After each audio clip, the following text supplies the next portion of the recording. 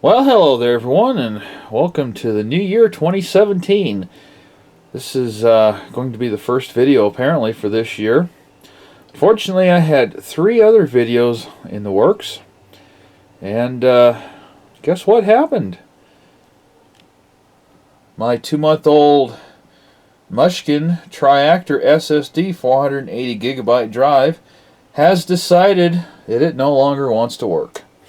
Yep. Worthless crap right here.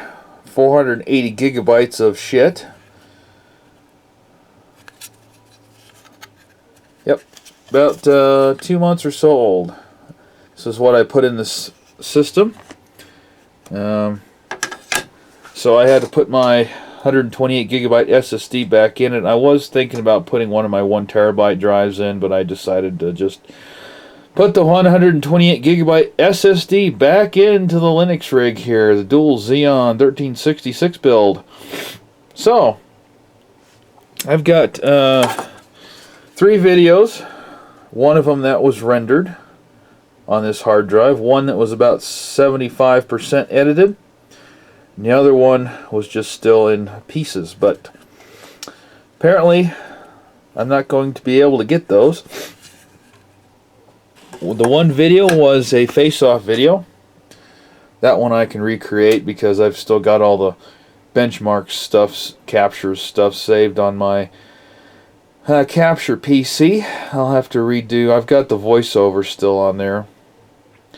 I'll have to redo a couple of the videos and some of the shots, but of the processors and the motherboard. But yeah, that's all on there. I have a Pioneer SX3900 stereo receiver that I just finished repairing. Very nice receiver.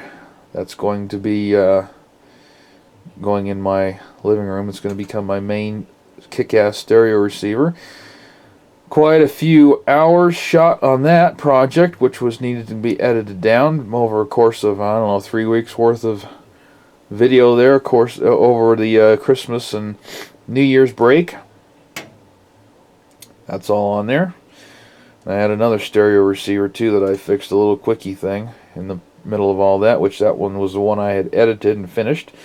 Unfortunately, I didn't think this SSD was going to go bad so fast, so I wasn't really bothered about copying it to my other hard drive in this system.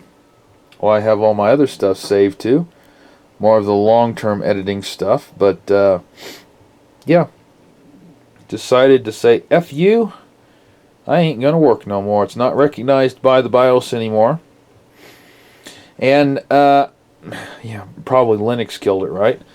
Yeah, I doubt that, but hey, I don't know. I had a strange problem that when I was doing some editing, I had rendered that video, and the next day I came back to use it, and I noticed Kdenlive wouldn't exit. And the desktop went black, so I had to force shut down the computer. And later that day I rebooted it back up when I got home from work, and it booted up just fine. Got in there, was moving around some files, and then the desktop went black again, probably 15-20 minutes after the computer was on. So I said to hell with this, and I shut it down. I figured Linux has got some kind of an issue, something's going on, maybe the lack of having the swap partition on this thing is causing some kind of a memory issue, it's running out of memory and it's causing things to crash. I don't know, I didn't know, but powered it back on about an hour later, no boot device detected. BIOS wouldn't recognize it, and I've tried some things that I'm not going to mention, because I am going to send this hard drive in for replacement. But suffice to say, it does appear that the data is not accessible.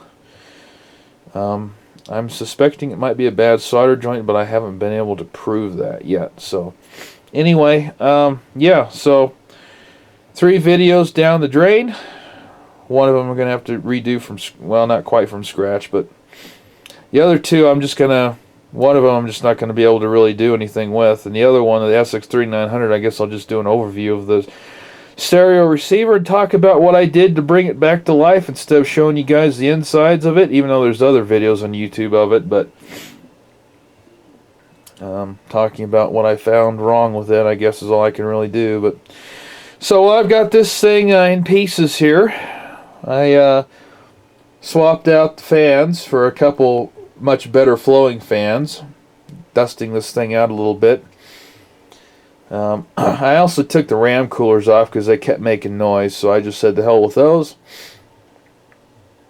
The RAM still ran pretty hot even with those on there, so there should be enough airflow around those RAM chips to keep them cool enough to not go into dying, but if they do, oh well. At this point I don't really care. Another video card, I should say another upgrade I've got for this system. I guess it's not another upgrade, but it is an upgrade. About a month ago I picked up this Gigabyte 1050 Ti card, 4 GB OC edition. Very nice card. And so I was going to put that in this system. See how Linux gaming is like with a modern NVIDIA card on this system. Swapping out the 285 for this. And my experience on my other Linux test box has been that the NVIDIA drivers, performance-wise, are better than NVIDIA better than AMD by a fair amount. It's very noticeable, and I don't know. I still have some strange issues with dual desktops, and maybe I'll talk about that in some kind of a Linux update video. But we'll see how this works. I'm kind of anxious to see what the NVIDIA card's like, a modern NVIDIA card's like for gaming on Linux. So that's what I'm in the middle of doing right now. And so I figured I'd just shoot this video. I'm not down necessarily a video editing machine because I can do video editing on my capture machine. I have Vegas on there. And I have not been overly impressed with the performance of Kdenlive. There's a lot of things about Kdenlive that I really have come to like. But when it comes to rendering the videos, it's actually pretty slow. Unfortunately, the back end cannot utilize the back end, which is called melt. Just cannot utilize. I just can't get this card out of here. All of my processor cores.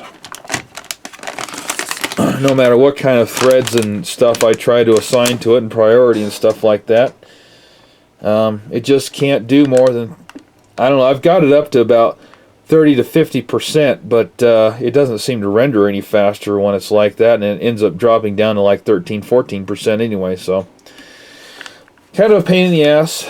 Makes video editing take way longer than it should, or rendering I should say, and video editing, playback, previewing the video while I'm playing it back, trying to edit it, you know, it sucks. It just sucks. Those are my two real major complaints for Kdenlive, but there are some things that I really, really like about it too, so it's kind of a toss-up. It's got a nice backplate on that card. That's pretty nice. Although that doesn't help anything for the PCI Express slot. This card's not really terribly heavy. I would say it's probably actually a little bit lighter than the 285, not by much, but there's a noticeable difference. I see one problem, however, though, that I've got mini HDMI and DVI-D only on this card, and I've got two DVI plugs. Oh, and I've got a new 24-inch monitor right here too, by the way, which has got built-in USB 2.0 ports, which is very cool, very nice. 24-inch 16:10 display. Very nice. But yeah, so I'm gonna have to get an adapter for that. I kind of forgot about that. So anyway, this is the progress video, the first video for 2017, letting you guys know that I am kind of up shit creek at the moment here. And once I get the system, things back up and to the point of some kind of sanity here, you'll see more videos on a regular basis, hopefully soon. But until then, guys, this is the Wayback Tech signing off. Peace out, and I hope you guys had a nice New Year's Eve and New Year's Day and Christmas there. Take care, guys. See you later.